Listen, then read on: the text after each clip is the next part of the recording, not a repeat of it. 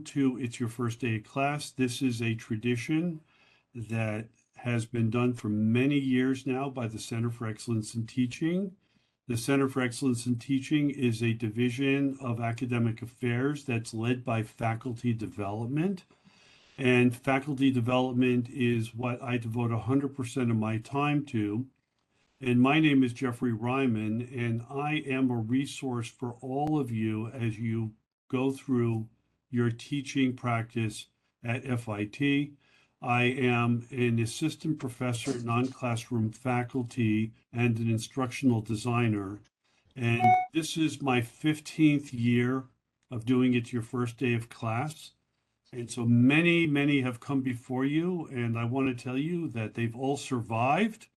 Most of them have thrived, and many of them continue to teach to this day because people really, once they discover teaching, you'll know right away if you're in the right place.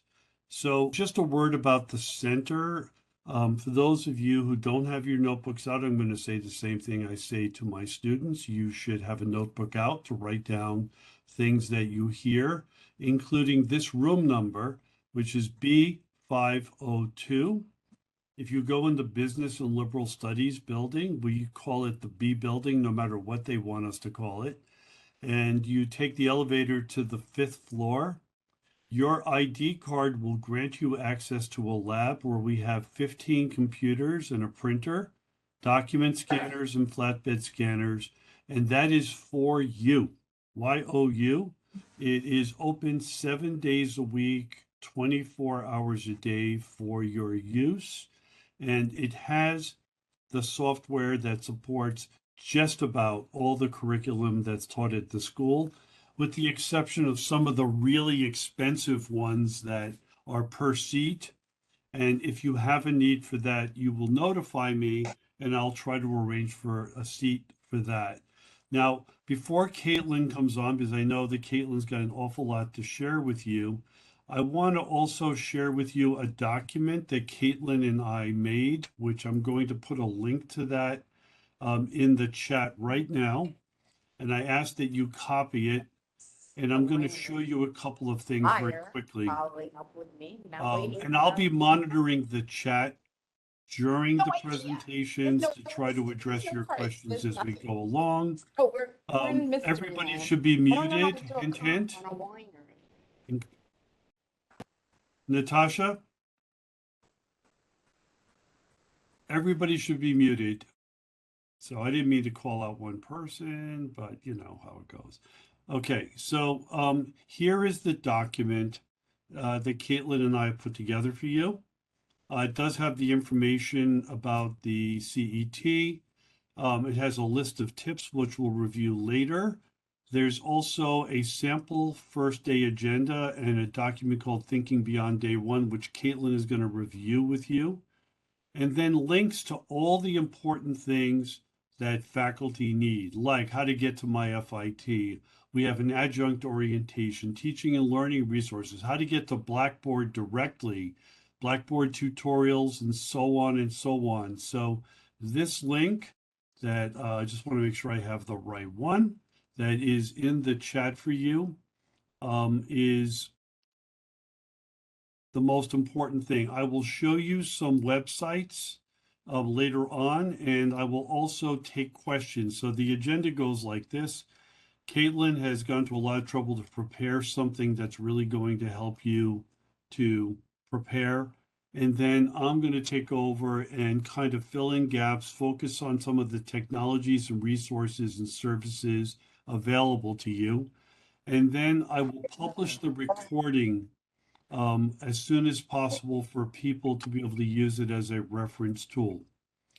So I would like now to turn it over to Katelyn. And Katelyn, you should be able to share your screen whenever you're ready. And is it Prager or Prager? It is Prager. Okay, so Yeah. Katelyn, welcome and want to thank you. Perhaps you can tell them a little bit about your department and what you teach. Sure. Before you start. Before I get started, I do see a hand. Do we want to? Yeah, let me see. Who was that? I think Kendra, did you Kendra, have do you your have a hand up? question? I ended up texting Deborah, because I didn't get the email that she was referring to, so It's on that the was my front. question. It's also on the front page of our website temporarily until Brian shows up. So I'll be showing you that as well. The Okay. email she was reference to? Yeah. Wow. Okay, thank you. Okay. All right. I'll dive right in then. So, hi everyone. I see a lot of new faces, so I'm excited to meet you all in the coming months and years. I'm Katelyn Prager. I am an assistant professor in the English and Communication Studies department at FIT. I've been here since 2016, which is hard to believe at this point, but here we are. And before that, I was doing my master's and my PhD work, and I've been teaching since 2009, actually. So quite a bit of time at this point. So today, I thought I would talk to you a bit about how I think about planning for the first day of classes, and also how I think about planning for the bigger picture of the semester as we start to, wade in a little bit deeper. And as I talk, this does not need to be like a one-way thing. So if you have questions or anything I can clarify, please feel free to raise your hand or type it in the chat. I think Jeffrey is going to be monitoring those. So please interrupt me at any point. So I want to direct your attention. I guess I'll share my screen.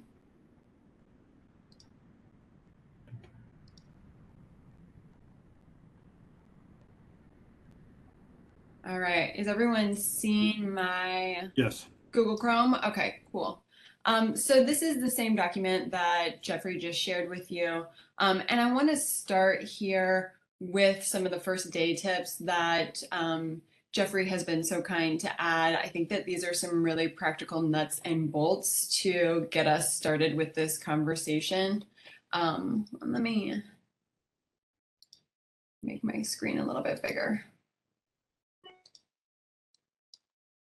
All right, so because so many of you are new to FIT, we have first and foremost recommended that it's a good idea to try to visit your classroom before that first day of classes. As you have probably been wandering the halls over the last couple of days, you may notice that FIT is a bit of a maze. So I think it's always a great idea to try to visit that classroom, make sure you understand what kind of technology is going to be available in the classroom, and make sure you know how to use it. There are a lot of great resources on campus to help with anything that might be confusing. The Academic Computing Center you'll see listed there, as well as the FIT Help Desk, which can help with all things tech. The other thing that you might want to, the other number you might want to save is the number for security. I don't know how many times I've got to my classroom and found it to be locked. So having that security number ready and accessible will make sure that you don't deal with any major delays getting into your classroom, particularly if you teach first thing in the morning. The final quick resource that you'll see listed there under first aid tips is the print center. I would also add to that quick print. Most departments, I believe, should have forms available for print jobs that are on the smaller side so that you can get those printed and back within a short time frame. So make sure you check in with your department coordinator to see if they have any information about that. Otherwise, the print center is a great resource for any kinds of hard copies.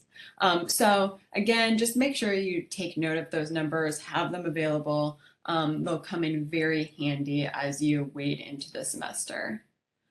All right, we're through that. I want to focus today more on how we can make the most of our first day of class, because I'm here to talk to you about the pedagogy. So I'm going to ask you to click through to that first link, which is our sample first day agenda. And you'll see a sort of checklist of sorts. I think it's easy when we think about the first day of class to think of it as a bit of a throwaway day. The students are going to get the syllabus.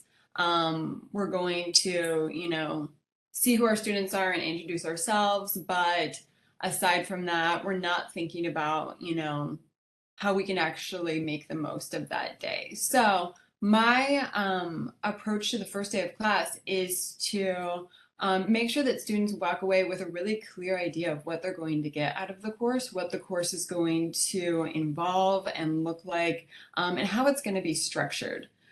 So you'll see my planning checklist is a bit long, right? There are a lot of things that I think it's important to cover on day one. So I'm just going to walk through that with you, and then we can talk about any questions that you might have. So first, and maybe obviously, I think it's really important to introduce yourself and the course at the start of class. Students like to know who their professor is, and I think if we can start the semester by humanizing ourselves and building that relationship with our students, it sets the groundwork for a more productive and positive semester with our students. On the other end of that, I also like to start the first day by getting to know who my students are. So yes, we do the attendance, but I think that this is a great opportunity to ask students about their preferred names, their pronouns, maybe ask them to share a little bit about themselves.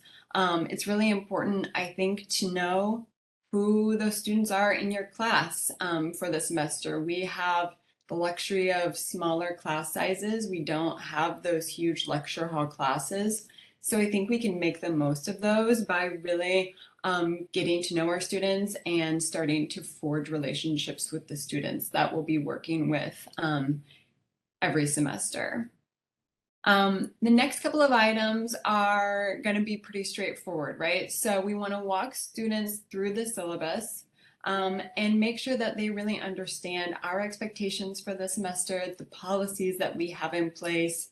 This is your chance to make sure that students really understand what the course is going to look like, what you expect of them, and what they can expect of you. So taking the time to really walk through each of your policies, any of the items that you've listed on your syllabus, so that students have a clear understanding of what they can expect from the semester. And then also, I like to take the time to also walk students through the technology they'll be expected to use. In most classes, this will mean at a bare minimum Blackboard, right? Which Jeffrey's going to talk about a bit later today. But you may also have other more course-specific technology that you'll be using that I think it's really important to introduce students to. Yes, your students will probably be familiar with Blackboard, but they may not be familiar with how you use it specifically for your class. So show them. Right? If you are using announcements frequently, if you're using the course content section, if you're using groups, how are you using those sections and how will students be expected to navigate them? Once students have a clear idea of the syllabus and the technology, they'll be really set up nicely to be able to succeed in your class. The next thing that I always like to do on the first day is to create some kind of opportunity for students to get to know one another. Notice I did not call this an icebreaker, and I won't call it an icebreaker because students get a little itchy when you use the term icebreaker, but essentially I'm trying to accomplish the same thing that an icebreaker would, right? I want to start to create that class community. I don't want them to assume that class is going to be them coming in, sitting down, and being talked at for 3 hours or however long the course might be. I want them to know that they're going to be active participants here. So designing small group activities or even class-wide activities can be really helpful on day one to foster that sense of community in the class and get students talking with one another. Depending on what your class subject matter is, that might look very different, right? I've given a couple sample activities here based on the subject areas I'm coming from. So I teach writing classes. I teach a lot of first year writing, composition classes, even some business communication classes. And in those classes, I like to pair students up and task them with interviewing a peer and then introducing that peer to the class. It puts a little bit more exigency on the student to do a good job of getting to know their peer and having the weight of introducing them to the class. But it also sets up some of the skills that we're going to be working on later in the semester. In both of those classes, students have to do interviewing. They have to be able to communicate. So doing a sample activity like this on day one kind of shows students some of the skills that will be expected as we get deeper into the semester. I have one other activity linked. It's the low tech social network. I also teach a lot of digitally focused courses, digital writing, digital literacy. And the low tech social network is an activity I think students really enjoy, where they're all given index cards and asked to create a low tech avatar of sorts. So they have to do a little picture, write some facts about themselves, and then the big piece of that activity is that they need to move around the classroom and find points of connection with other students in the class. Do they share a major? Do they both come from the same state? Do they have the same hobby? They need to find those points of connection, and then we physically map them out on a whiteboard to show all of the connections between students in that class. It's kind of a fun activity for a digitally focused class, and the benefit of an activity like this is that I get to keep the note cards at the end of class. So I have kind of an easy reference guide to be able to look back through who my students are and get to know a little bit more about them so that I have an easier time remembering them as we get deeper into the semester. Again, these are kind of specific to the areas that I teach in, but I do think they're adaptable depending on what your area might be, to make them relevant to the kinds of work that your students will be doing in your classroom. The final big piece of day one for me is giving students a taste of the course content and the kind of work they'll be doing. That's going to look very different depending on what you teach, the kinds of courses that you teach, but generally speaking, you can think about how to provide some kind of in-class assignment or group activity to kind of start students on this track of understanding the course content, and you get the added bonus of being able to observe student work in the process, right? So in my classes, that might mean grouping students up to read some kind of short essay and then picking it apart in some way to talk about it. Sometimes that means having just a class-wide discussion to define the terms that we'll be starting the semester with no real background knowledge necessary. Some kind of intro activity like this can really start to set that tone for the semester. Another favorite assignment of mine is to have students do a bit of first day reflective writing. I think that this can be definitely adaptable outside of writing classes, having students reflect on their expectations for the course, any concerns they might have, what they come in wanting to get from the course, and what you might need to know about them as a learner. Some kind of in-class writing assignment like this can give you a really nice sense of who your students are, what needs they might have from you, and how you can best adapt to the student population that you have in your class that semester, because it's always going to be different.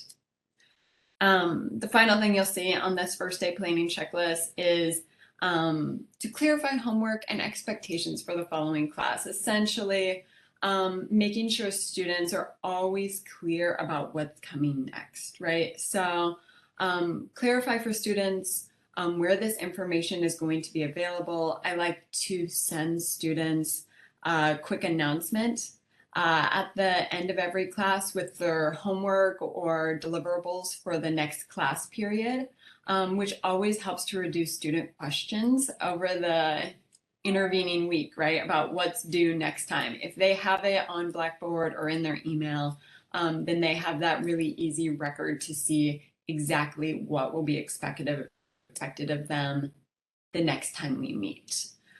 So you'll see that there's a lot actually to get through on day one. And of course, how you tweak these things will be specific to your class, but I think using a checklist like this in the classroom can be a really helpful way to keep yourself focused, structured, and on schedule. You'll notice that I also put rough time estimates for each activity on this schedule.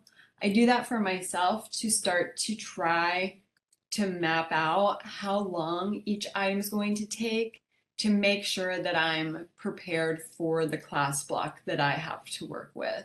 Most of my classes are 3-hour blocks. I know a lot of classes at FIT are 3-hour blocks. And that can be a difficult adjustment for those of us who maybe have taught 50-minute or hour and 15-minute classes in the past. So I think mapping out the class period in this way can just be really helpful for those who are still adapting. Okay. What questions do you have? I've reached the end of this document, so maybe this is a good time to pause before I get deeper in.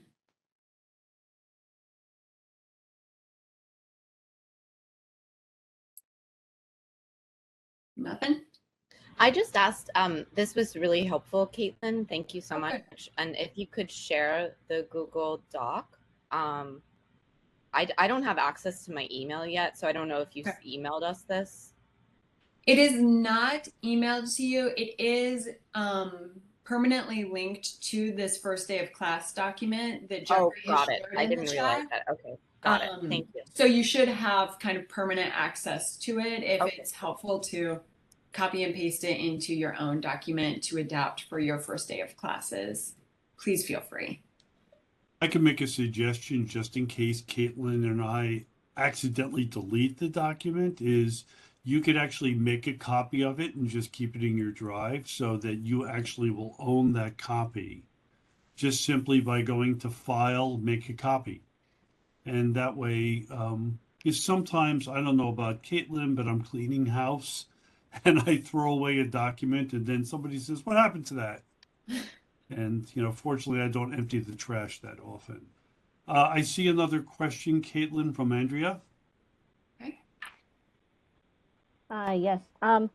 So this is a question about just the technology that students will be using in class. Mm-hmm.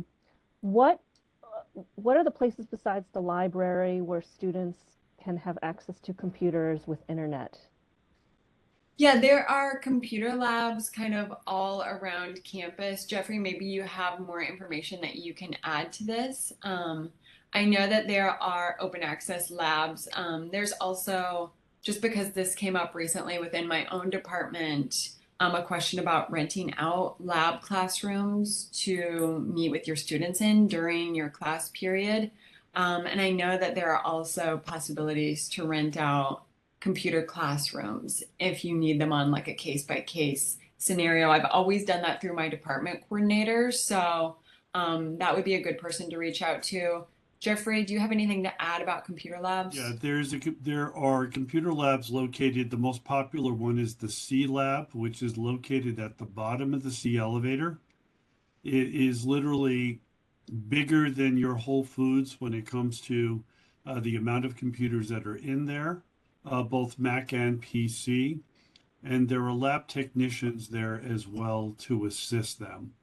There also is on the 5th floor between the A and B building, there's a big student center where the students congregate, pretty much like pigeons at Central Park. And they work off of their laptops.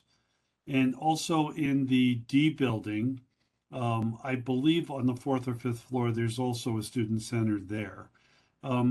The student life is a great way for these students to get some of this information, as well as when you talk to your department. The labs are really well maintained and used very, very heavily. You should also know that students pay for print at FIT. This is not unusual at FIT. It's just, but if you're asking students to print things, think about if you really need to have them print it, if there aren't other ways to do it. Just like if you have readings that you can provide that are open sourced, let's save these kids some money no matter what. You can't count on Joe Biden to give everybody textbook money. But you never know. Caitlin, They, go ahead. oh, just you mentioned they pay for print. Do they pay per piece of paper or per side that they print on? I don't know, but I'm pretty sure it's per paper. I Okay. think that's right. That's my belief. Okay, so if they print a page that has text on both sides, they're paying for one page. You need to verify that for sure, but I think that it would be draconian to charge per side. I think that the main reason they charge for it is because it has been incredible how much it's been abused. And by the way, not just by the students, okay? Faculty have discovered there are certain classrooms they can go into and print, and not necessarily knowing that that's coming out of somebody's budget. Certainly in some of the visual communications classes, there are lab classrooms that have printers in them, and students use like basically a charge card. So it's, but this is a very common, this is common. I've taught at 3 different institutions and they all do the same thing. So I think that's also a good reminder to think about if there are ways that you can make your classroom more paperless. I think that, knowing that every classroom on campus is going to have a podium, a projector, a computer, if you can, maybe share your syllabus digitally with your students on that first day instead of printing out copies, you can reduce your paper load, but also you won't have to deal with students who have lost their syllabus on, week 4 of the semester. They always have access to it on Blackboard. So just a reminder about that. And regarding the labs, are they open late? yes, Okay. Mhm. Yeah. yeah. The labs are open late, and then there's open access areas too. Now, bear in mind that most, not all, but most of the students are schlepping laptops with them. That we have good Wi-Fi access, actually greatly improved this fall than it's been in the past, throughout the school as well. If you enter, like for instance, the A building, you'll see there's these large, long countertops where students will just perch, with their laptops and work and so on. So common spaces, access to Wi-Fi, access to labs is really not a problem at FIT. But it is a good idea to encourage your students, especially if you're teaching in a non-computer lab, to let them know when you want them to bring computers to class. Okay, so I see another question from Ellen. Hi, thank you so much for all of this, by the way. This is very helpful. I just wanted to ask if we do have interactive whiteboards in the classrooms. I actually put that in the chat. There are some whiteboards, but they are not prevalent. Have you ever seen one, Caitlin? No, not in my classrooms at least, but maybe there's secret classrooms that have them. If you stop by the help desk, which is C305B, you can, meaning the C building, the 3rd floor, C305, that you can ask the help desk. They may be able to tell you. I know that we have in meeting centers on the ground floor that had whiteboards in them. However, a lot of those are closed because of the building construction. So if you contact the help desk and ask if media service has whiteboards, you may find that they're there. I can tell you we had a little bit of a scandal with them a few years ago because everybody wanted them, but nobody wanted to learn how to use them. they all wanted to be like, like the weather person, right? Saying we got a front coming in and like, or like Steve Karnacki on MSNBC, if you watched that, so, definitely ask. But if you really need one, you may not get it fast enough to Oh, got it. solve your problem right now. Yeah, and sorry, and just on from that, talking about moving towards being paperless, which is obviously something, we're all concerned about. I know you're going to move on to like looking into Blackboard in a bit, but I'm just wondering if, kind of all the resources or anything that I show the students during each class, if I just put that in Blackboard at the end of each class, that will allow them to access anything I've used and I won't have to print it out, right? So I can just make sure they get that. Precisely, and we will go in depth into that. Yeah, great. Thank you. So I think that's a good policy.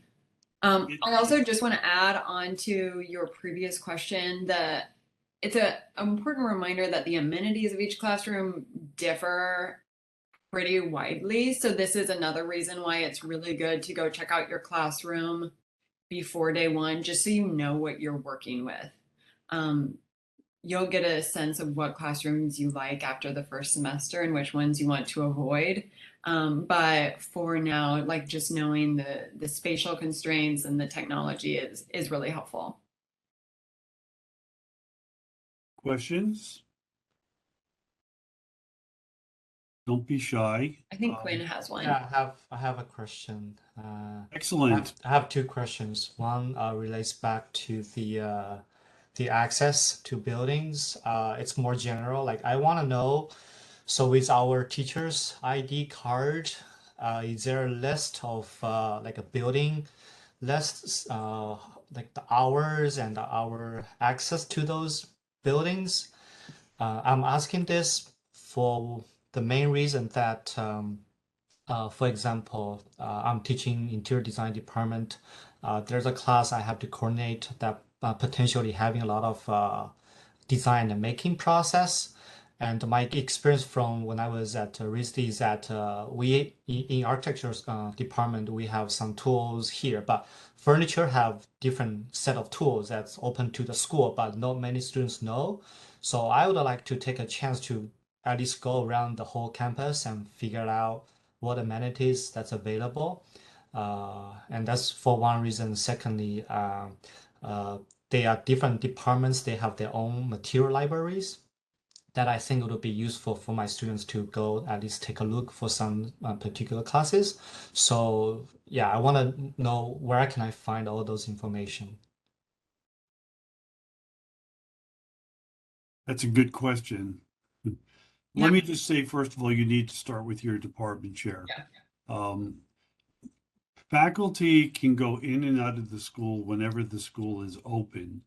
And so you don't need to, like Mother May I, to come in at off hours or on weekends or anything of that nature. But I will tell you, and this may not be the best news for you to hear, that some departments have their own workshop areas with materials that are primarily devoted to their departments. So it's very important for you to do exactly what you want to do there, which is to investigate what is available. You're in the interior design department, right? Yes. Okay, so you've got some incredible faculty over there, including Carmita Sanchez Fong. I don't know if you've met her. Yeah. And Carmita knows everything. Oh, she told me that you know everything. I should ask you. So. Well, I know everything about certain things, but not about what's in some of those workshops. Okay. Okay. When it comes to things that are specific to your department or the materials you need, you really do need to go through them. I know that the packaging department also has a workshop, and I don't know if they work collaboratively with your department. We also have something, Quinn, called the Faculty Research Space. This is located, I forget the exact number, but if you're in the D building, think about it this way. The D building's on 7th Avenue, the A building is on 8th Avenue. Okay, so we go A, B, C, D.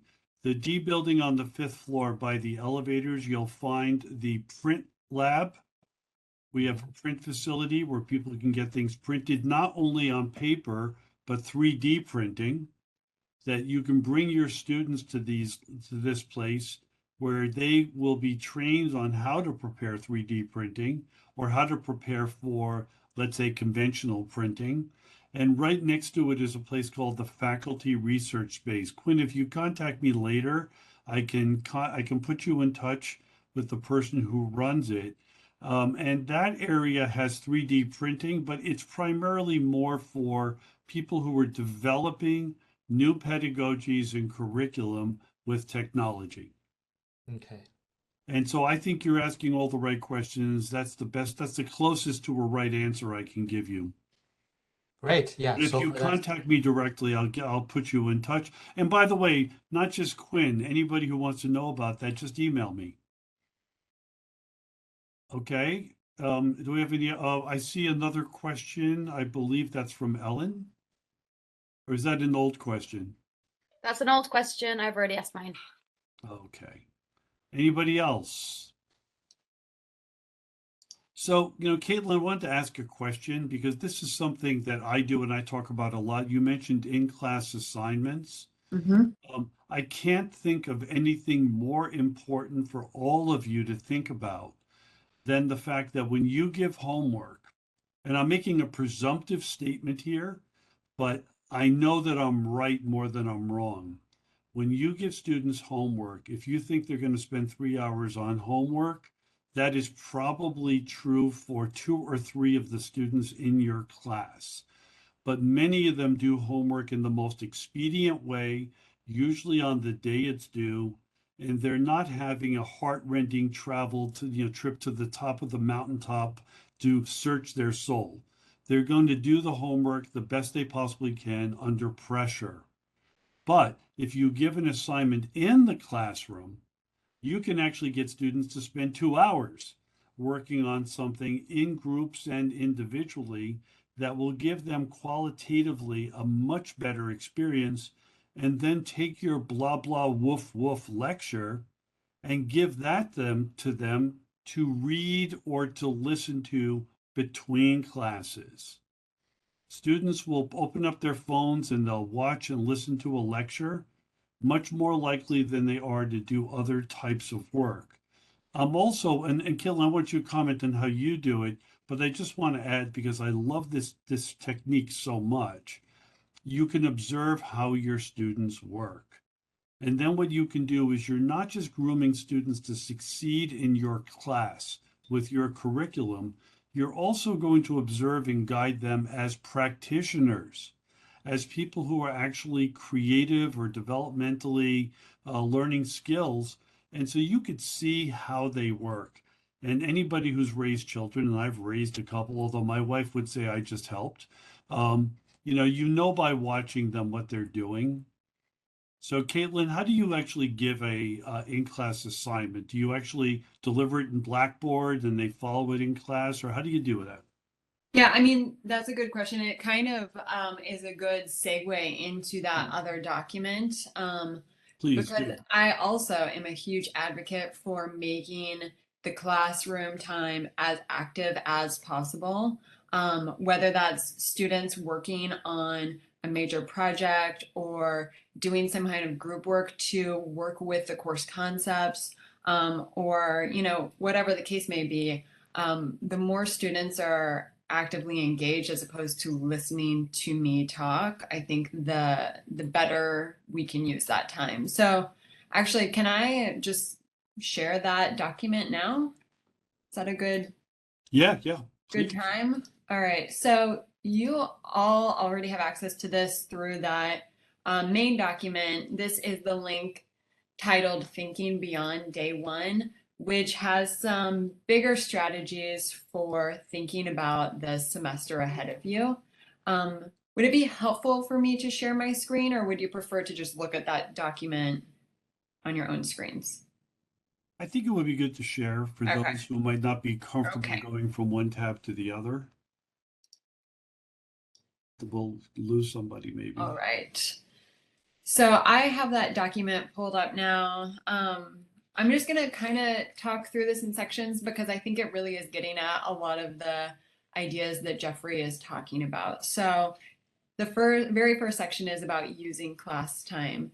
As I mentioned earlier, FIT has these long 3-hour class blocks, sometimes even longer, sometimes shorter, but I think in most cases we're going to be looking at these longer class blocks, which can be maybe a bit of a difficult transition for those of us who haven't taught the long block classes before, but can be really wonderful for implementing some of these more active class assignments like Jeffrey's talking about. So when I think about planning for my typical weekly class period, I like to think about the 3-hour class as like smaller discrete sections. I don't want my students doing just one thing for all 3 hours. I want them actively engaging in lots of different ways. Switching up the activity helps keep student engagement up and make sure that they're not just, zoning out in the back of the classroom, that they're actually working with the concepts that we're talking about. So I know lecturing is a really useful way of disseminating that course information, but as Jeffrey mentioned, that can happen outside of the classroom very easily. You can also think about just doing mini lectures in the class, no more than 20 minutes, to just get across those main ideas that you want to make sure the students are understanding. And then you can use the rest of the class period in a really interactive way. You can do class-wide discussions. You can have students doing some writing, some reflective or analytical writing, maybe doing some group work so you can observe them doing the work or applying the concepts, hands-on practice or application, larger group projects. There's so many different ways to play around with the class format that extend far beyond just the straight lecture. So I would encourage you to just think about the course content and maybe the more dynamic ways for students to be able to practice that inside the classroom. A couple of other just housekeeping things. Under this section, it's really important to clarify when and how breaks will happen. We have those 3-hour blocks, but I don't think that anybody wants to navigate 3 hours of teaching without a break. So make sure you clarify with your students how breaks will happen, when they'll happen, make sure they understand what time of day they can expect to break. I think that makes it a lot easier for them to, work through that long class period. And bigger picture, I think it's really important to be flexible about how you'll be using class time. You may plan all of this wonderful content and then maybe get to half of it, right? Depending on how the students are engaging with it. So if it's possible to add some flexibility into your course planning, I think that both you and your students will benefit from that. This next section is about encouraging student success. And I think the number one way we can do that is by knowing our students, right? Knowing what they bring to the class, what their struggles may be. So I'm going to advocate here for learning your students' names and using them. Taking daily attendance is maybe a really obvious way to do this, but if you are using their names every week, you're going to learn them a lot quicker than if you're not taking attendance. I also like to have students introduce themselves on an index card on the first day of class and give that to me so that I can keep that as a reference so that I'm memorizing those names as quickly as possible.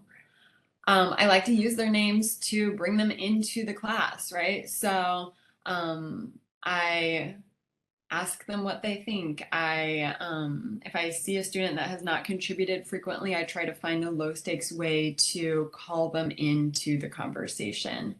In that vein, I try to find low stakes entry points for students to participate. One good way of doing this is to have students maybe do some initial reflective writing at the beginning of class to kind of set them up for the day's content. That way you know that every student has something to say, some kind of discussion point or question that they can share if you have a student who hasn't engaged in a long time, right? If you're calling on students in ways that are not right versus wrong, it can feel like a lot more easy to jump over that hurdle of sharing your voice.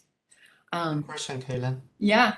So during that process of making the connection with students, I was thinking that at least I know we have this mask policy always on in campus policy, but can we, just briefly take off the mask when we do self introductions for that short period of time? I mean, I would probably hazard away from that just because you don't know what the other students' comfort levels are going to be with like removing masks. What you can do is have students post a picture of themselves on the Blackboard page to let everyone know what they look like without the mask. I don't know, Jeffrey, what do you think about this?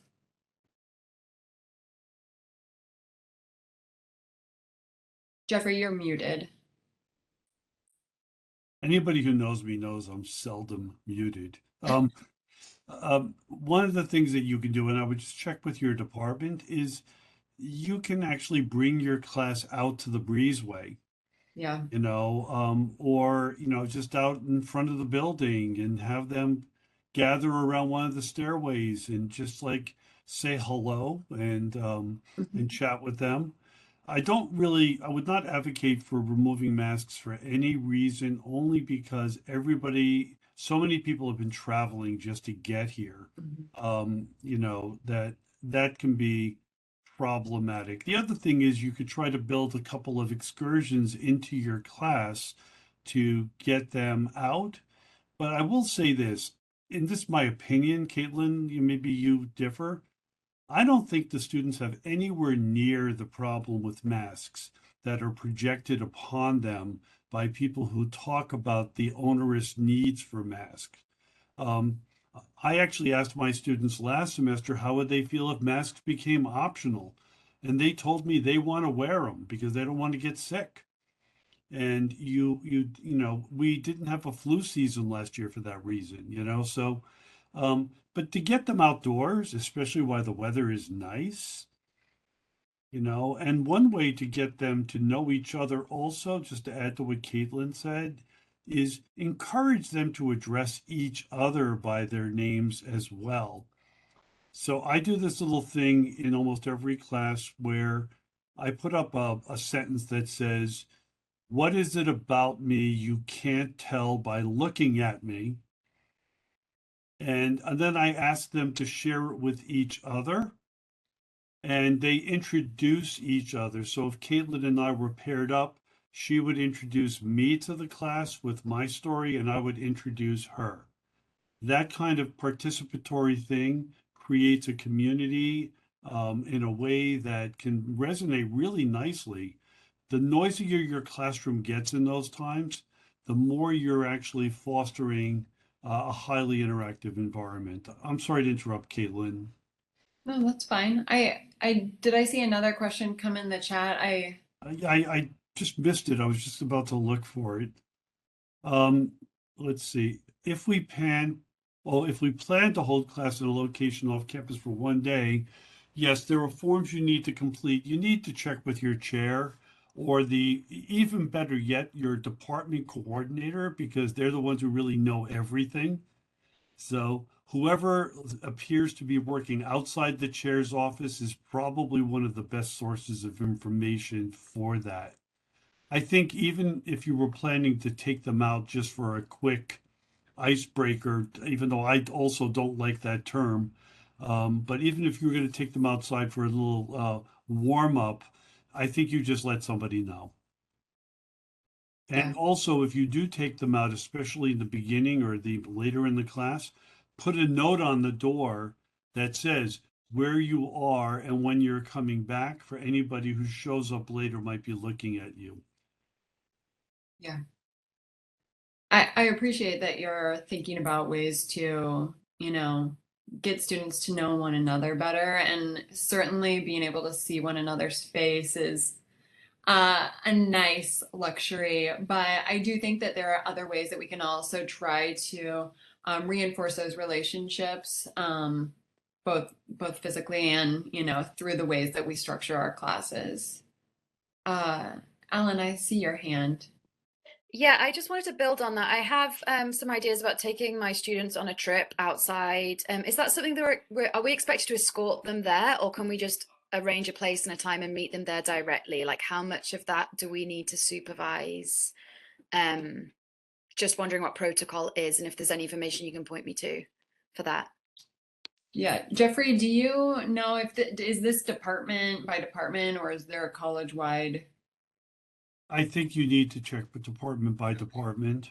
I mean, really, one would think you could say, meet me at the Metropolitan Museum with a picture of where in the front you're going to be, but Yeah, exactly. don't quote me on that. Just Yeah. please check.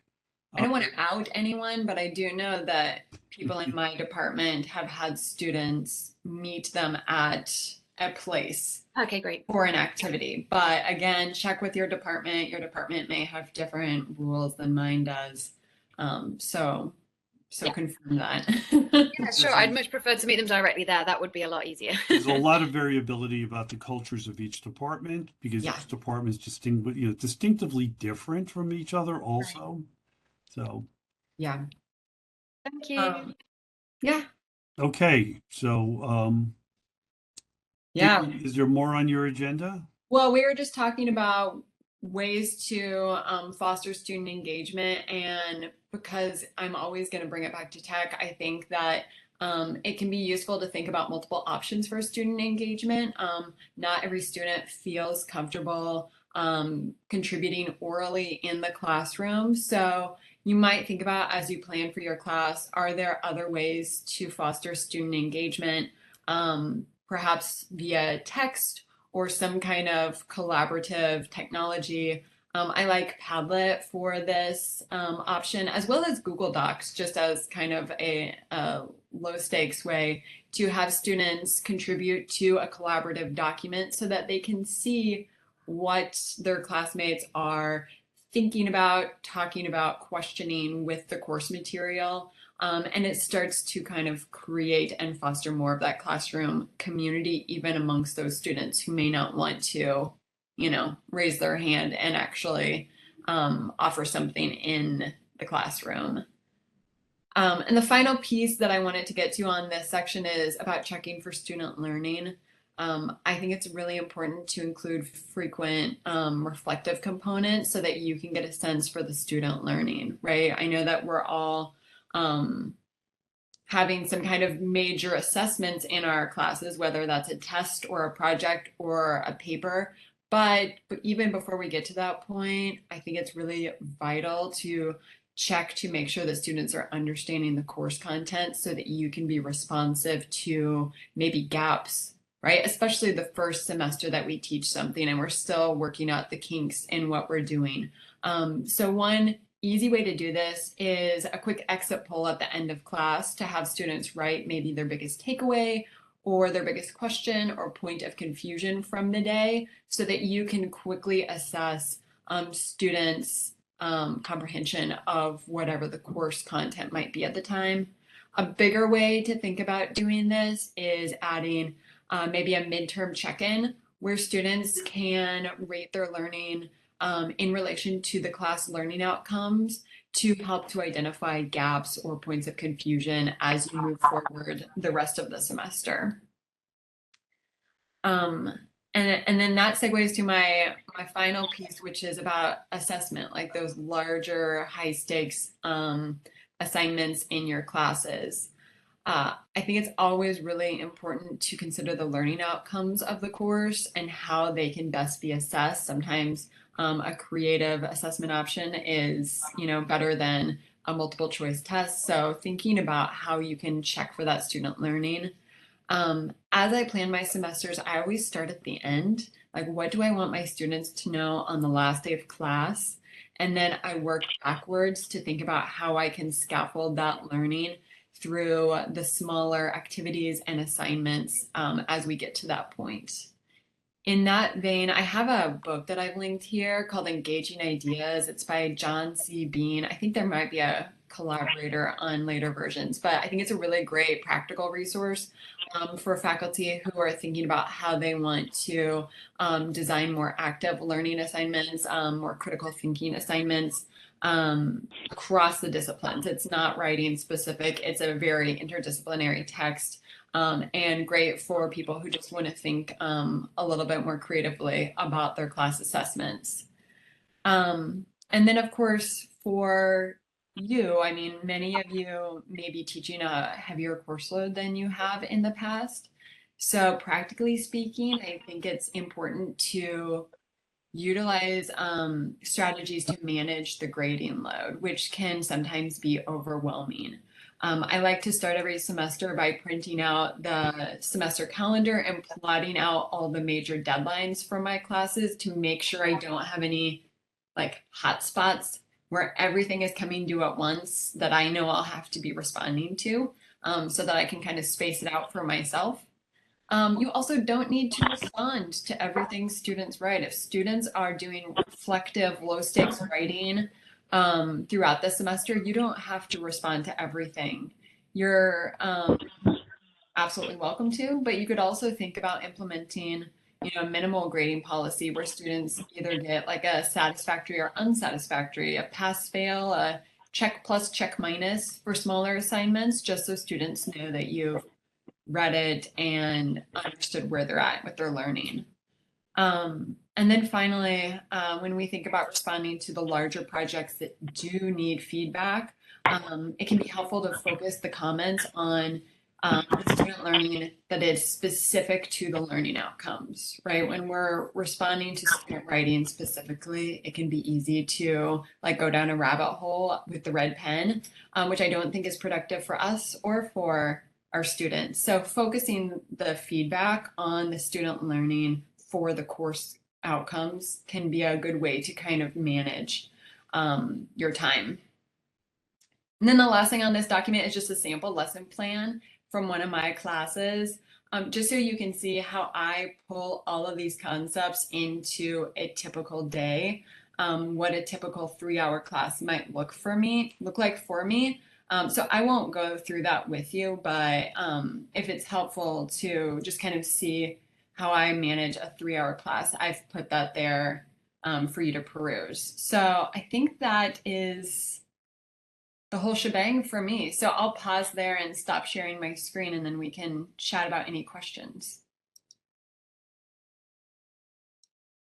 Thank you so much, Katelyn. Yeah, of course. I think that you did an incredible job covering all the key touch points. And I just want to say to everybody who's listened to this, increments, small steps. You got to get to your first class. You've got to, go through that first time when you meet them. You invariably will feel a sense of relief after your first class because you will now have met who you're dealing with. And also, you should recognize that, there's something called the halo effect. I don't know if any of you are familiar with that. But if you go into your first class and you're fairly relaxed, informal, and friendly, and I don't mean pandering, okay? You don't want to do like that, do they like me kind of like psyche on yourself, because you really want them to respect you even before they might choose to like you. But what you can do is come in, be confident and relaxed, and have relatively simple expectations for the first class. And the halo effect basically is if you can find a way to put your students at ease and they feel comfortable with you, they will put up with a lot of crap along the way as you bump along trying to find things out. One other thing I want to add is everybody has a bad class sometimes. By bad, I mean you felt like you were talking to crickets, right? There wasn't a lot of energy in the room or whatever. Don't be fooled. I can tell you that there were times when I was going to get my course evals where I would say to my wife, I'm about to get deep fried, because I just felt like this semester it never really worked for me. And then I was shocked to find my students love the class, but they don't always understand what an affirmative nod or a thank you is about. But I will tell you, I got a note from one of my students yesterday who graduated 11 years ago, letting me know that she still thinks about me and my class and how it impacted her. So, and I never would have thought that coming from this student. Okay, so I'm just like basically saying to you, no matter how good you are at reading the room in business, these kids are tough to read. And a lot of them don't know, they don't have, I don't mean this in a negative way, but their emotional IQ is not so highly evolved in many cases that they recognize how important it is to smile when you make eye contact and to interact in affirmative ways. You can model those behaviors. So I think what we're going to do is I'm going to now deal with, well, before I answer this question, I want to deal with the tech psyche of what you guys can do to get yourself started. Ellen? Sorry to have so many questions. I actually have a very small class because it's kind of an overflow class. So building on what you were saying about students being shy, obviously I'm anticipating that being like maybe the hardest thing to kind of get them going because I can't rely on the larger groups that I was planning to put them in. So I'm going to have a really tiny class, which is great. I'm going to get to know them well. But if you have any tips or hints on how to get them going early on, that would be great. I think I have about 10 students, so it's quite small. That's a lovely size, and it can get bigger Okay. because there's a little bit of churn in the rosters for all of you. You know, that's the other thing. Don't fall in love with any one student because it's possible they won't be in your class for the whole semester. Sometimes they find out about internships or they have a schedule change for some other reason and they will not be in your second class.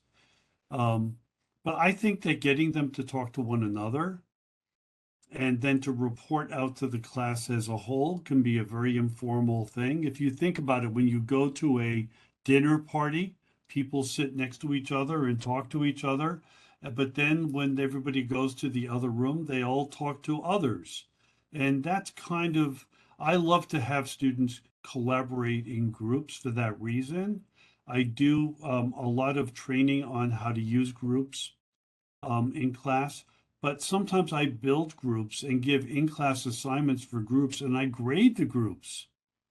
But by the way, not within an inch of their lives. A lot of times, and I think you mentioned this too, Caitlin, everything doesn't have to be ABC. Some things can just be you did it or you didn't do it, you know, and that's it. So I think what we're going to do in the interest of time is I'm going to now take you through some of the technology things that you need. I cannot thank Caitlin enough. I just absolutely loved, you know, you being here, and you're certainly welcome to stay and continue to contribute. But I also know we have a lot of questions that invariably go to Blackboard. And let me just say one thing about Blackboard. Blackboard is going away, so you're going to have a very short relationship with it. We are segueing to a new product called Brightspace, which I strongly support. However, it will be a learning curve for the entire school, no matter how good you are. And you know, I've already taught in 4 different systems over the years. There's always a little bit of an adjustment, but the one thing is you're all going to go through it together. So just want you to know that your investment in Blackboard should not be like you want to be a Blackboard sensei, because Blackboard is good. And thank God it's old and it's ugly. And you can't say that about people, right? But you can certainly say that about a product. And Blackboard is old and ugly. And it was young and ugly when I started using it in 2006. I just, one editorial comment, I have never seen a product that had more market share that did less to improve itself than Blackboard. It's absolutely amazing. It's almost like Amazon never tried to sell anything but books. Can you imagine what Amazon would be like? That's how they started, right? And Amazon still is #1 bookseller in the world. Eat your heart out, Barnes and Noble. I Okay. just want to add one thing, if I may. Well, I was imagining when if anything happens in the class when I was using or demonstrating Blackboard in front of students and things went wrong, and I might find excuse saying this is my first time using or this is my first a few times using it. Sorry about that. And I was thinking about that. Then many people told me, do not tell the students that you are a new hire or you just start to teach the class. They will eat you for lunch if they figure that out. I was being told that, so I just want to put it here. I'm surprised to hear that. I feel like I always leveled with my students and said, this is my first semester here. Maybe it's your first semester here as well. And it kind of helped to like set up that relationship from day one. I always felt like it was a positive thing. Well, you know, Katelyn, my old boss Elaine, would say the same thing. Don't tell them. I disagree completely. Okay, you are there because of your subject matter expertise. You're there because you're a practitioner. You're there because you're a professional. And so I would not say, hey, I'm scared to death and worried. But what you can say is, after all my years in the industry or after all my experiences, I'm here to share with you. And along the way, I'm going to learn better ways to do that. And your feedback is useful. You can invest the students in your success, and they appreciate being talked to that way. My boss, Elaine, who has had a tremendous influence on me over the years, that's one thing we never agreed on. I would always argue with her about that. So let me say one tip. Tip number one about using Blackboard in the classroom is if you want to show the students what's in Blackboard, don't do it. Have a student log in to Blackboard and let them be your demo tech. So I would just say, hey, Andrea, would you please log into Blackboard? And I'm going to direct you to go to and open up the things. That way you can walk around the classroom and you can speak eloquently about what you want, and you don't have to worry about did you right or left click or whatever. The other reason that you do it is to make sure everything works, because sometimes your experience will not be the same as the students. Now, I'm an instructional designer. I've been teaching 17 years, and I still have things that go wrong in the classroom. Don't sweat it, okay? Just move on and say, I'll fix that as soon as we're done, or let them take a quick bio break while you go and you sort it out. But don't obsess about it. So I'm going to share my screen now. And Katelyn, like I said, we've been jumping in on each other, and I'm really happy for you to continue to do that. But I'm going to move into some of this other stuff. So if it looks like I'm looking away from you, it's because I have two screens. And by the way, one of the things I recommend to all of you is to get two screens at home. There's nothing better than being able to spread out your work on two screens while you're working. And you can get a cheap screen for under $100 that will do that. If you have a tablet, you can also do that with your computer. So I want to show you now some of the things that I have available to you. The first thing is, in addition to this document, everything I'm showing you is linked in the document. Here is the CET website. We are dedicated 100% to teaching, and there's tons and tons and tons of stuff in there for you. And I have linked only the most important ones, which include the CET calendar, where you'll see events like today's event that you could join. Tomorrow, I'm doing a syllabus review of the digital syllabus at 10 a.m. If you go to the CET calendar, you can just add it to your calendar or just click on this link to join the session. It's only 30 minutes. In addition to that, we have ample teaching and learning resources, okay? Helpful resources for your teaching practice, links to curriculum and other asset resources. And also, there's a podcast, which, by the way, both Katelyn and I have appeared on this podcast. Katelyn, I've been on there twice, and you were on recently. It's called T for Teaching. And I love that podcast, not just because they like Katelyn and I, but because it's a great podcast that's really aimed towards the practitioner at all levels. There's also a couple of other podcasts I like. One's called Teaching in Higher Ed. They're a little bit too serious. I wish they would kid around a little bit, but it's good. And The Cult of Pedagogy is also good. The Cult of Pedagogy is a little bit more K-12, but there's nothing wrong with applying K-12 principles. Many of the students who are in the 8th grade now are more sophisticated with technology and coding and everything than our students at FIT are in their sophomore year. So K-12 is pretty cool. The other thing is, let's just see, hold on, let's go to Blackboard. Now, I give you a link directly to Blackboard right here. And even though people tell you to go to MyFIT, there is ample reason for you to want to go directly and to give your students that direct link, which is in here, right here. Okay, and also I have Blackboard tutorials that are linked in here. So these are like the how-tos that most people want. How to open your course, how to view your roster, how to add content. So I'm not going to give you a highly instructional, but I am going to demo some things just to show you how easy peasy it is. Use this. I'm telling you, we spent a lot of time on this. You heard Katelyn mention Padlet. I've got information about Padlet. VoiceThread, that's another great one. Some of you might have heard of Poll Everywhere, where you could ask a question in the class and students can answer using their phones. So here's a rule about technology. If you don't know how to use it, forget about it until you have time to learn enough that you feel comfortable.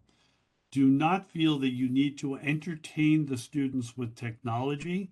I can tell you that I teach this stuff all the time, and I use almost no technology in my classes at all.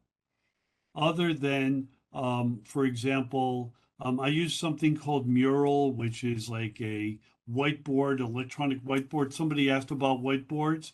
Mural.com will give you an educator license, and your students can whiteboard together synchronously or asynchronously. So I recommend Mural, M-U-R-A-L. I also will occasionally use a tool like Padlet because it also is synchronous or asynchronous interaction. And by that, I mean you could use it live in the classroom, or you could give them an assignment to do it. They don't care about technology. No one's going to say, oh, thank God my teacher used VoiceThread because it really made my semester worthwhile. That is just not true, although they may like it. If they don't like the work and they're not learning, they're not going to really care all that much. Here's a link to Mural. Here's a link to Miro also. Whenever you try a free product, they usually have an educator version for you. And there's many more technologies available. So here we are on Blackboard. And Ellen, have you been building in Blackboard already or not yet? So do you mind if I log in as you so I can show what a unplowed course looks like? I'm sorry? Do you mind if I log in as you then into your Blackboard course? Yeah, go for it. Okay, that's what I'm going to do because my Blackboard courses are nightmares of demonstration vestiges, okay? So here we go. You cannot do what I'm about to do. Okay. So don't worry about what I'm showing you. It's ELLEN Underscore. Seville, SIVIL, SAVille, SAV. SAVILLE. Got it. Okay. I like your Brooklyn accent.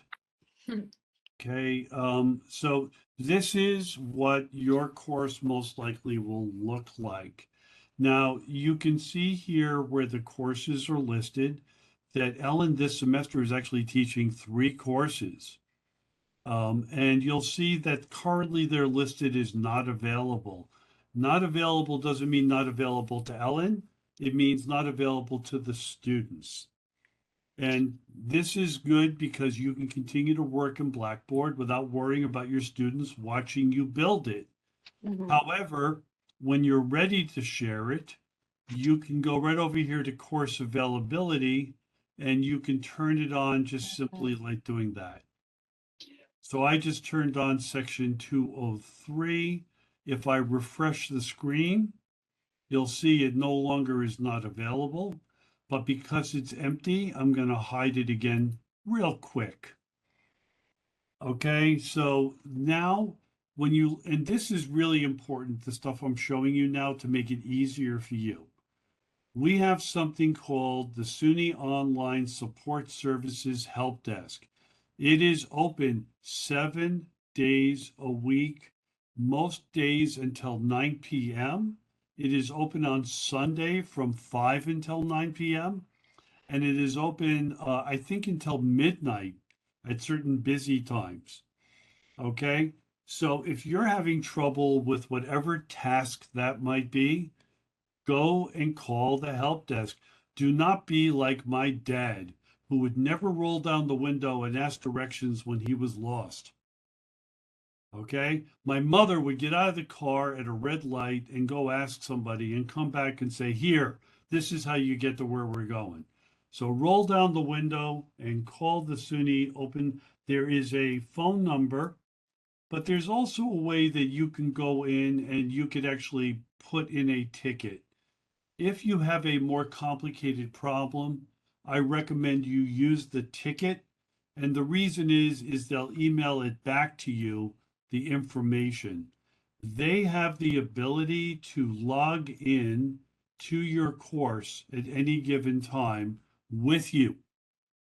Okay, so please, please, please don't suffer in silence. Use the help desk. When students sign into Blackboard, they see exactly what you see with some minor exceptions. So here is a welcome that was posted for product management, and that's your course, Ellen? Yeah, I posted that a few days ago just as a welcome. Okay, so I'm going to look at that post, which I guess you don't have it available yet, Ellen. Is that possible? It should be there. I mean, I didn't Well, really know what I was doing. I just kind of went for it. okay, But I'm yeah, going to check it out and find out why it's not showing. I think I know why. However, students will see their announcements for all their courses here. You will generally see announcements that you put up and that others. This is which section? 203? yeah, so basically it's the same course, but it's split into two places, which might be a reason why the announcement isn't coming up. I don't really know why that wouldn't be showing up. But no student replied either. So Yeah, that well, might. I'm looking in this course. I'm not seeing the announcement right now, which is kind of weird, And I actually. sent it to email as well. So I got like a copy of that to my email. So I thought it was all fine. Oh, you might have done it through, did you do it through email instead? No, I did an announcement and I said send to email too as like an urgent thing, but I had kind of had no idea what I was doing. So if it hasn't worked, I need to send it again. Well, it wouldn't hurt to do it again if you didn't get a response, but when you create an announcement, most of Blackboard looks the same when you open it, whether you're creating an announcement or assignment. Now, when you create that announcement, if you don't date restrict it, it will immediately become available to the students. Especially if you check off send a copy of this announcement immediately, it will also go to their email. That's exactly what I did.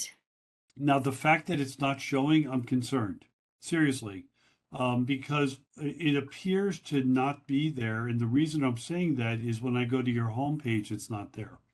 That's so strange. Have you checked in both of those courses? Well, let me check the other one.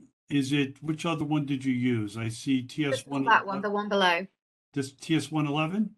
No, the one below that. Excuse me. Sorry. Okay. Maybe it's that. Yeah, there. This one's good. Yeah. Okay. So this is an example of an announcement that actually is about as long as an announcement should ever be. Now, I could show you later how to link your announcement to parts of your courses as well, but this is good.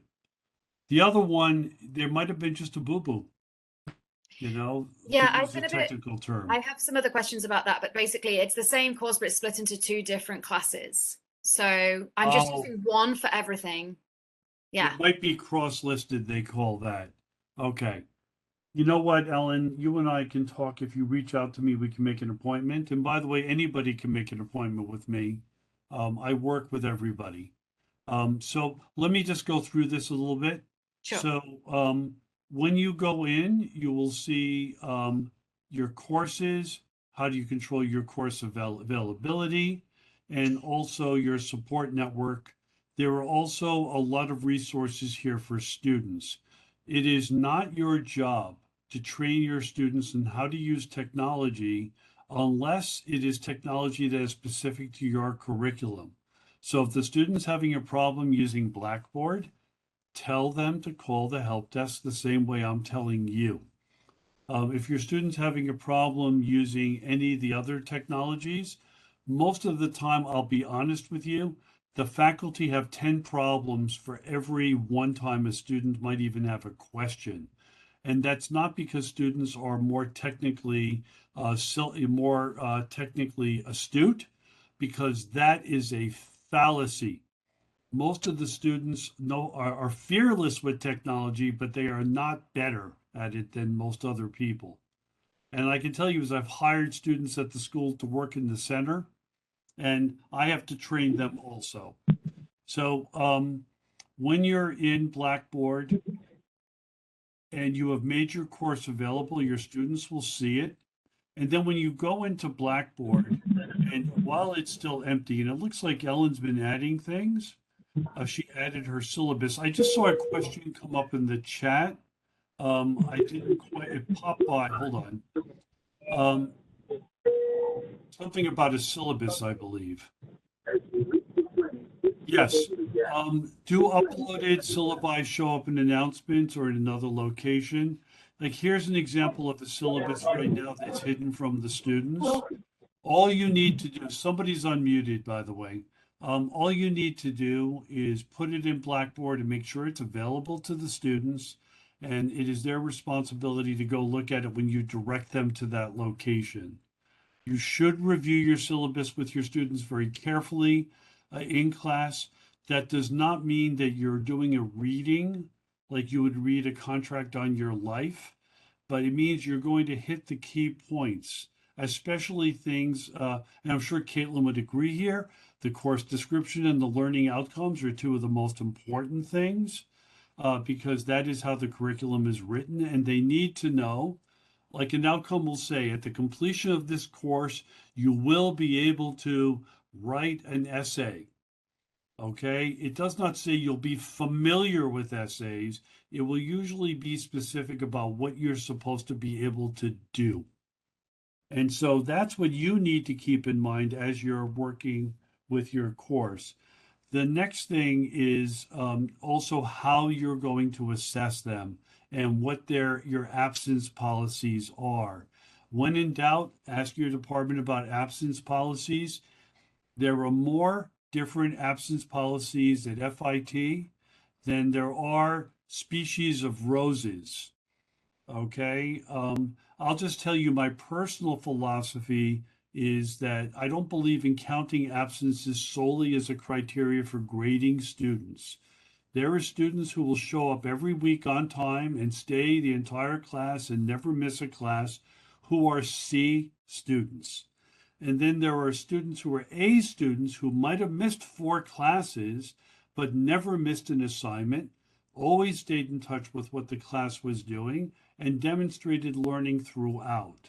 So we can't just, I believe, and you always have to defer to your department, but what I believe is you need to use a little bit of common sense with this as well. There's no hard and fast rules, but you give them guidelines. So when I want to add something to any course in Blackboard, for those of you new to Blackboard, I simply hover over these areas and it shows me my options. Okay. Now you may remember I gave you this website. How to add content to your course is exactly what I'm showing you right now. Ellen, if I do this, I'll delete it, but I'm just going to show for an example. If I want to add a file to my course, it's no different than adding a file to an email. It's slightly more complicated. You browse your local files and you find something that you may want to share, and then you give it a title and click submit, and boom, I just added a document. So that document can be a reading, it could be a PowerPoint. It doesn't really make a difference. A file is a file and it will upload. And then when you open it, by the way, I recommend PDF files wherever possible, because they will display the same on any computer, regardless of platform or generation of software. When I click on this, it opens right up. Student can read it or they can download it, and God forbid they could print it. Okay. We don't want to encourage printing any more than we need to. But if I made a mistake, whoops, just delete it and add something else. I see a question. Is that from Pebble? You're muted. Sorry, I don't mean to say that in a nasty way. You're muted. I can't hear you. Let me unmute you. I think I can. I think I just lost her, actually. Did you have a question also, Kendra? I had two questions. One is, when you were talking about tools of interest, could you talk a little bit about kind of, and it doesn't have to be long, like literally a sentence about what they are. So like Mentimeter or VoiceThread or Padlet. Like I know what Canva is, Poll Everywhere, I'm assuming is a polling, a polling Yeah. software. But like what are, like I have no idea what Okay. Miro or Mural is. Mentimeter and Poll Everywhere are very similar. They allow the students to interact live in the class, and they're available free. And I'll answer your question, Pebble. I just saw it. VoiceThread is a tool that allows students to present in audio or video, and you can also interact in audio or video. So, for example, if you were teaching, I'm going to use history of art, or let's just say that Katelyn is doing something on storytelling and she wants to do the narrative form. In VoiceThread, you could upload your images or your PowerPoint, God forbid, and you could actually do a narration with your voiceover or with a small picture of your head in video while it happens. You can also doodle on the images, which is really good. Cognitively, the neuroscience of drawing on something while you're talking about it, much higher retention than when you just talk. Okay. Padlet is a tool that allows students to post things in all different types of media. A lot of times it's used text driven. In writing classes, sometimes they'll post stories and share stories and comment on them. A busy Padlet will look like the front page of the New York Times with a lot of columns of content. Padlet is very popular for two reasons. It's easy to use and it's fun. But I want to point out that if everybody uses Padlet, then nobody gives a shit about Padlet. You know what I'm saying? To be perfectly crude, it's just, you use these things like, if you like to cook, good saffron costs a lot of money, so you only use a little bit once in a while. And that's the way you use the technology. Canva is a design tool. It helps you to make things look nicer. Don't kill yourself making them look nicer. Most of my presentations these days are black type on white backgrounds. And I do use images also, but I'm really not trying to design my way into their hearts. even though I too teach in a design school. Miro and Mural are digital whiteboards, and they're both fun to use in a lot of different ways. And I will be doing workshops on some of this stuff over the semester. So always look for things coming from the CET. Remember, in my case, when I teach you about technologies, I'm always teaching you how to teach with them. Okay? I am never just going to show you how to use the technology, because most of the time you can figure out enough on your own. We're going to talk strategic pedagogy and technology. Now, the one thing I do want to point out is universal design principles are really important in a couple of ways.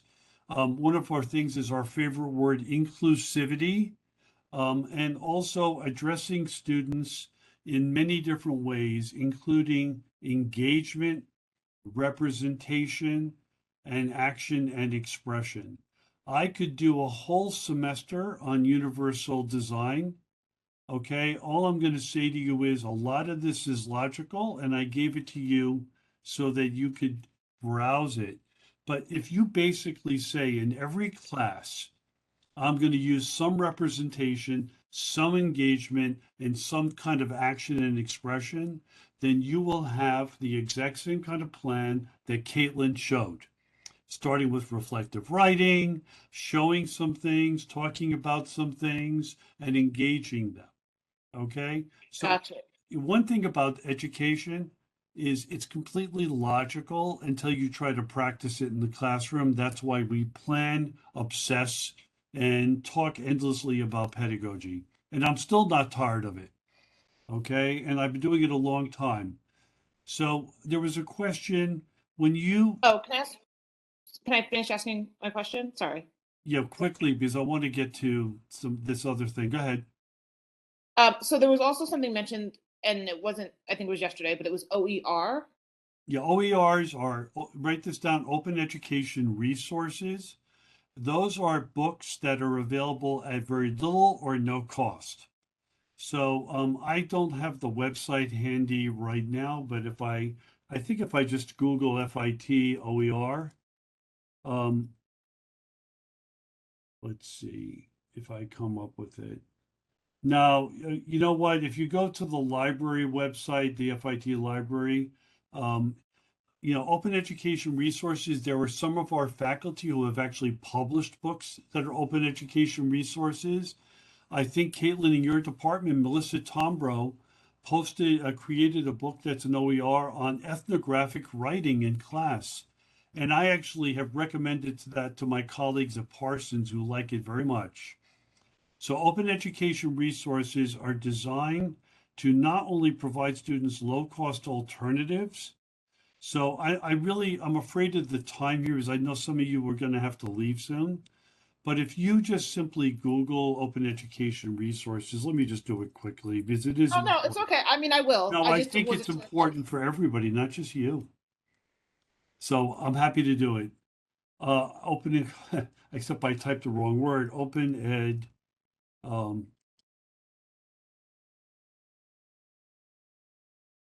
SUNY as a network of 64 campuses has done a great deal in that regard. So you can just go in there and like here in the Learning Consortium, there's great explanations about it. If you Google SUNY Open Education Resources, you will see a great deal of stuff. I'm sorry, I see something you put, Caitlin, about Leslie. Did I just miss an older comment? I'm just responding to Pebble and Leslie in the comments. Oh, look, yeah, I see. Yeah, so what I was about to address is course information is usually where you put your syllabus, your material lists, and stuff like that. Although many people just get rid of course information and put it all in content, it's really a teaching preference. It's not a right or a wrong. I personally find in my classes, I put everything in content, and you'll see that that's where the syllabus is that Ellen has put. If Ellen did not want to use course information, she can hide the link from her students like that. And if you go into student preview, which you can see over here, I call it the evil eye because it looks like a little bit of an eye. Plus, everybody remembers the evil eye better than student preview. If I go into student preview, you'll see that because Ellen is hiding her syllabus right now, it does not show. And that's how Ellen can verify it does not show. And if she exits and goes back into content, here it is. And that's just the little arrow that goes down at the side. Right over here. Okay, but Student preview. sorry, to hide it, sorry. It's just Oh, yes. With all things Blackboard, you look for these gray dots. They have a chevron in them. Mhm. So when I want to hide something, I just click on the chevron and I can say rename it, show it, or hide it. I'll show it again. It has this little box next to it, which is a way of telling you it's empty. There is one other thing. So if I wanted to upload all my resources for the next 3 weeks, but I only wanted my students to see them week by week instead of seeing them all at once and being able to Excellent. kind of like get ahead, how would I do that? Okay, well, an easy way is to build a folder, week 1, 2, 3. Okay. So I'm going to build a folder and just call it week 1. Mhm. Maybe you'll even use these, Ellen. Yeah, And then I'm leave going to them there, build please. another folder and I'm going to call, oh, I put it in course information. I can just move that over to course content, Okay. famous last words. Here it is. So I'm going to make a second folder by going to build content and I'm just going to call this one week 2. Great. And this one I'm going to hide. Now I can hide it down here by saying, no, I don't want students to see this. And then for those of you who are science fiction fans, hiding the folder hides everything in it like a cloaking device. So you don't have to worry about hiding everything inside of a hidden folder. Okay, so this folder is available. This is not. And if I go into the evil eye to check, it will be verified right there.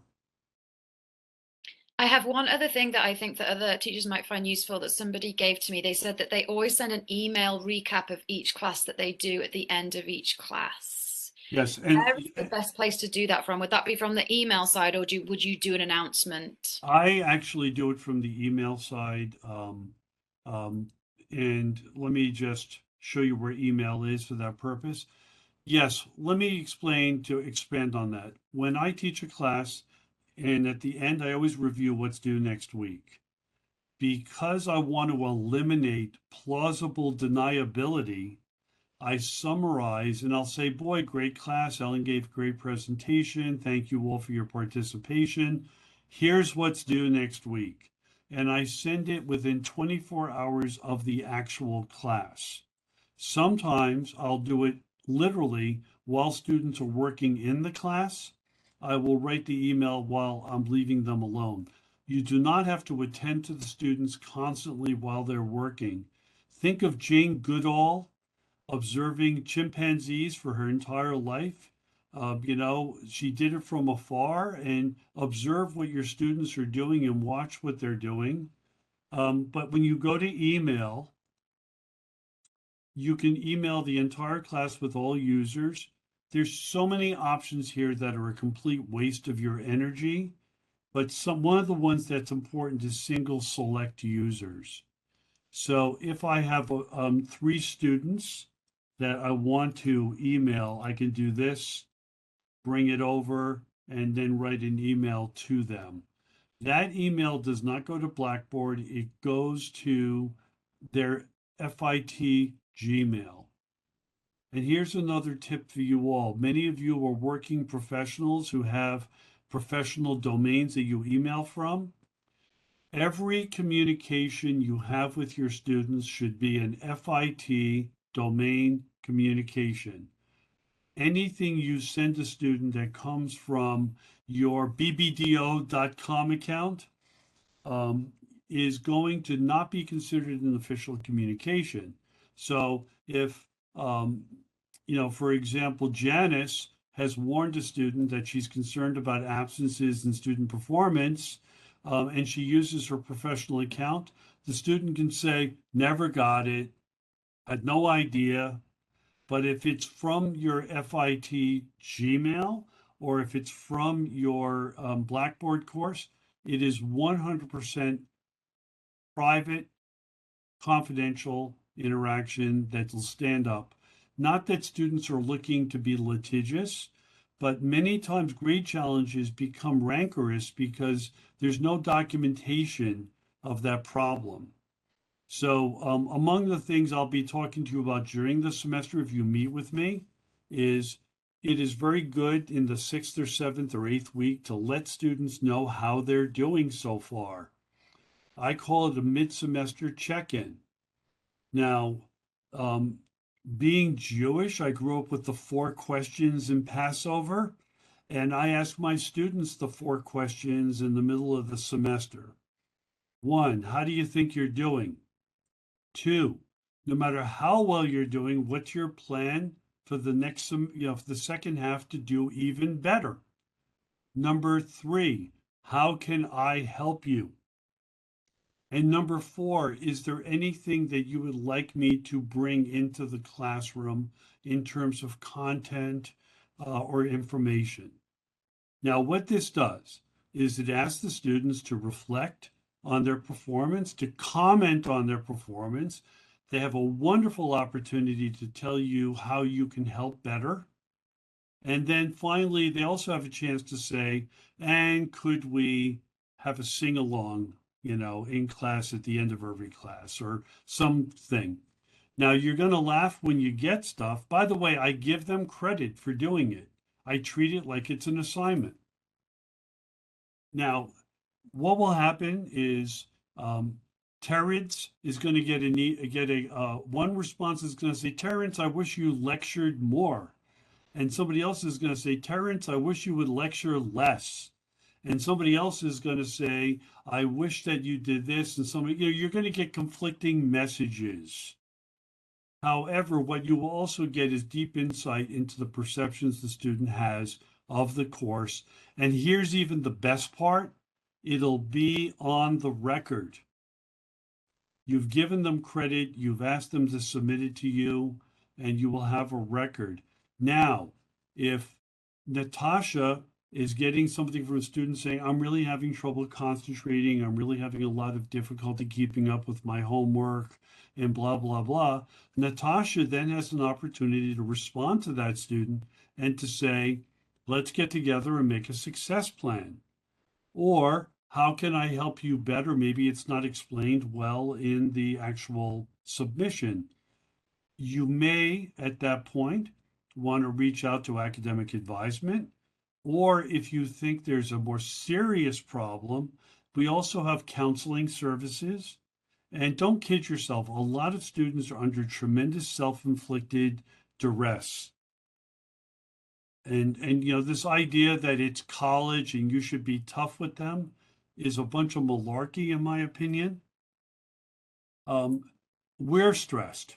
We're not they're not the only ones who went through a pandemic. So did we. Many of us lost people who we know, or have worried greatly about our loved ones and ourselves. So try to remember that the students are going through similar experience to you. I had 3 students go out on medical leave out of 36 last semester. Never had that many. Before that, over 7 years, I maybe had 2 students take medicals. Okay, so be aware that they are highly stressed. And so are we, whether we admit it or not. I haven't had a good night's sleep since March 20th of 2020, so just as a thought. So when you send your email, you could also attach a file to it. And I'm just going to show you a couple of things and I'll take some more questions. Although I see a question. Leslie, did you have a question for me? I did, Jeffrey. So speaking of emails, I recently got an email from my first student, and I'm wondering were they sent? How do they know my email? It's when they take your course and they go in to find out where their courses are, they see who their instructor is. So they know who you are, even if you don't. They don't learn your name when they first get their schedules. Many of them know who they were having since they signed up for the course last semester. So on that, and then I have a part 2 of that. Questions about whether to be called professor or your first name. Discuss. Well, actually, I'm gonna ask Katelyn what she prefers, and I'll tell you what I prefer. I mean, my answer on this has changed over the years. I think when I first started teaching, I was a very strict Professor Prager. And over the years, I have moved away from that. I go by Katelyn now with my students. I find that the relationship with my students feels more natural when they feel like they can like level with me as an adult. So I'm a first name basis. Yeah, there are some people who say call me professor. I even saw a syllabus, Katelyn, with a paragraph saying why I want you to address me as professor. And it was a little bit of a joke because they said, because I'm still in debt for my PhD.